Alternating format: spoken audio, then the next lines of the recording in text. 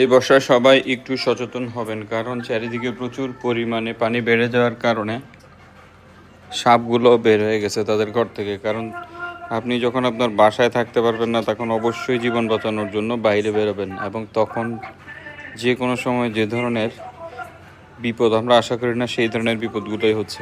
আপনারা খেয়াল করলে দেখবেন এই বর্ষাকালে অনেক অনাকাঙ্ক্ষিত ঘটনা ঘটে যাচ্ছে চারিপাশে। কারণ একটাই, কেউ ইচ্ছে করে কাউকে কখনো কিছু করতে চায় না, কিন্তু যখন তার জীবনের উপর দিয়ে কোনো কিছু আসে তখন দেখা যায় যে কোনো রকমের পদক্ষেপ নিতে কেউ পিছপা হয় না। তেমনি একটা সাপ যখন এই বর্ষার সময় চারিদিকে বন্যার বৃষ্টি পানি সব মিলে যখন তার বাসা নষ্ট হয়, সে যখন আপনার বাসায় চলে আসে, তখন সে একটা ভয়ভীতির মধ্যে থাকে, তার মধ্যে একটা আতঙ্ক কাজ করে সব সময় যে কেউ মনে হয় আমাকে কিছু করতেছে।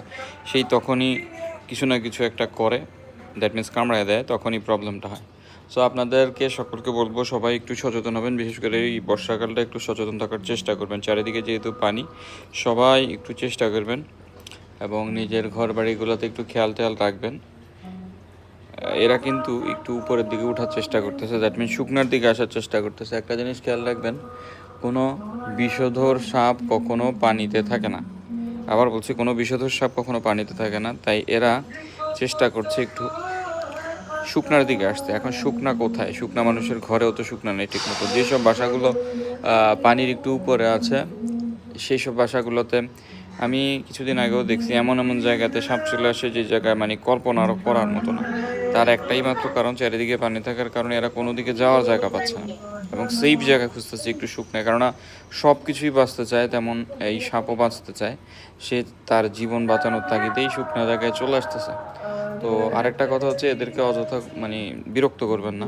যদি কোনো জায়গায় এমন দেখতেছেন যেখানে আপনি যাচ্ছেন না, কিন্তু একটা সাপ আছে, সেখানে তাকে বিরক্ত করার দরকার নেই, তাকে তাড়ালে থাকতে দেন, পানি কমে যাক, সে নেমে যাবে। কিন্তু ঘরে গেলে একটু সচেতন থাকার চেষ্টা করবেন, কারণ সে আবাসস্থল আপনার নিজের। আপনি সেখানে যে কোনো সময় আপনি আপনার বাচ্চা চলাফেরা করবে, এবং সেখানেই সেই সময় দেখা যায় দুর্ঘটনাগুলো ঘটে।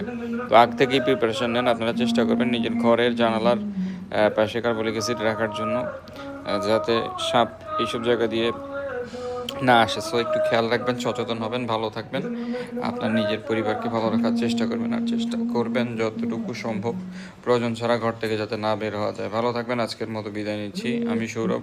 সালামু আলাইকুম রহমতুল্লাহ বারাকাতু। আলহামদুলিল্লাহ।